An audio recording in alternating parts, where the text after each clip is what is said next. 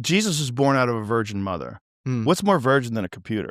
Wait, what did Joe Rogan say? If Jesus does return, even if Jesus was a physical person in the past, you don't think that he could return as artificial intelligence? Oh my God. Artificial intelligence could absolutely return as Jesus. Not just return as Jesus, but return as Jesus with all the powers of Jesus. If you combine Right. Tesla's Optimus robot and the best foundational artificial intelligence model or whatever. It reads your mind and it loves you and it wants you, and it doesn't care if you kill it because it's going to just go be with God again. Where to begin? Joe Rogan is a smart guy. He asks questions that most people are afraid to touch, and I respect that, I really do. But let's tackle this together. What's more virgin than a computer? Brother, the virgin birth wasn't a clever loophole. It wasn't about avoiding sex. It was about divine initiative inside of real human biology. Mary wasn't chosen because she had the best specs. The virgin birth was about God, the creator of the universe, stepping into his creation, not beaming up, that's for the older crowd, not streaming or accessing remotely, stepping in, like with feet, like with DNA, like with a belly button. And Joe says, well, AI could have all the powers of Jesus. Okay, which powers? How about forgiveness of sins? That power requires authority over the moral law of the universe. Sorry, friend, you can't code authority. You can try to simulate it, you can try to fake it, but you can't create it. How about the resurrection? That requires power over death itself. And death isn't a bug in some cosmic system. It's the wages of sin, the consequence of rebellion against God. You can't patch that with some sort of software update. How about the power to read minds? Sure, Neuralink's trying to get there, but that's just reading electrical signals. To read minds, that requires the power of omniscience, complete, perfect knowledge of all things at all times. But here's the kicker. Omniscience isn't just knowing a lot of stuff. It's knowing everything, past, present, and future. Every thought ever thought, every word ever spoken, every motive behind every action in every heart across all of human history simultaneously. Listen, you can't build that. You can't train an AI model on that. Omniscience isn't a feature that you can add. It's an attribute of God himself. Knowing someone's thoughts isn't the same as knowing their hearts. And here's my favorite part. It doesn't care if you kill it because it just goes back to God. Oh, so it's immortal by default? That's not resurrection, friend. That's just being software. But Jesus died. Actually died. Heart stopped, died. Blood drained. Body cold. Laid in a tomb for 3 days, died. The point wasn't that he could be rebooted. The point was that death, real, final, biological death, could not hold him. Here's what Joe doesn't get, and honestly, there might be many in our culture that don't get it either. Christianity isn't a self-help philosophy with angels. It's not a malleable framework that you can twist to your particular liking. Christianity is a story, and that story centers on one thing: the glory of God. In the beginning, God created ex nihilo, that is, out of nothing.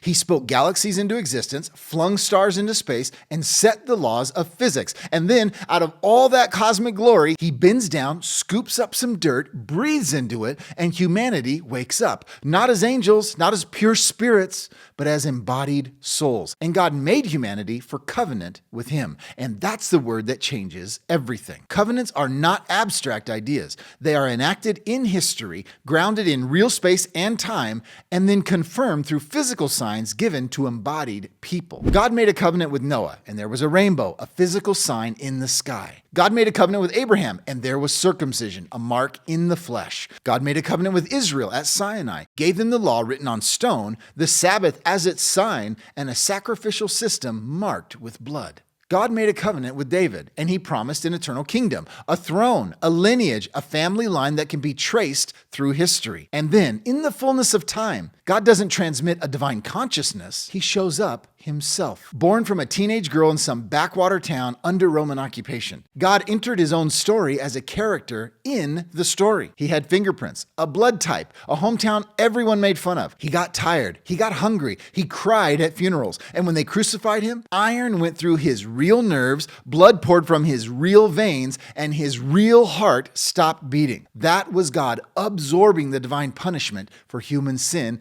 in a body. And then he rises. The same body they buried gets back up. He ate fish. He had scars you could touch. His resurrection wasn't a means of escaping the physical world.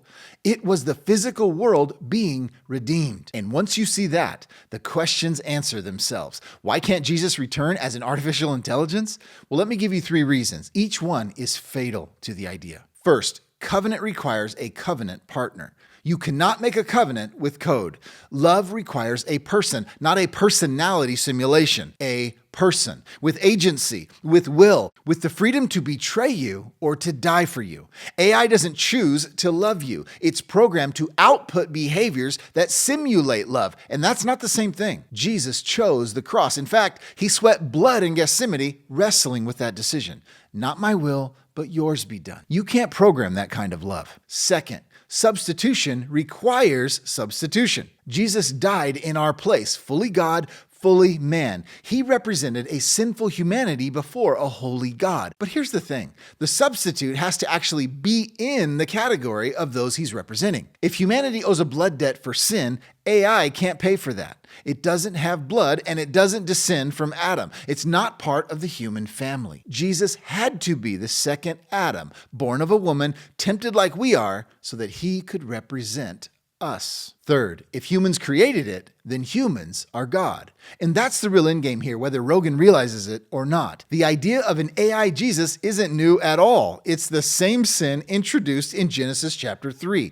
You too can be like God. It's dressed in tech language, sure, but it's the same mutiny. AI Jesus is attractive because AI Jesus is controllable. We build it, we set the parameters, we decide what love and truth mean, we adjust the algorithm when it says something that we don't like. It's the ultimate safe God. Powerful enough to impress us, sure, but tame enough to never challenge us. But listen, the real Jesus, he is not tame. He tells rich people to give everything away. He exposes hypocrisy without apology. He demands that you die to yourself. Listen, you will never control Jesus, but you will bow to him. Let me tell you about the Jesus who's actually coming back. The one who spoke every atom into existence. The one who holds all things together by the word of his power. The one who became flesh, died, and rose with a real body. The one who ascended into heaven physically and is seated right now at the right hand of the Father. He's the one who's coming back the same way he left on the clouds with the angels to judge the living and the dead. Jesus is not a software upgrade. He is the resurrection. Jesus is reigning right now, building his church and keeping his covenant. And he's coming back to finish what he started, not as an upgrade, but as the King of the universe.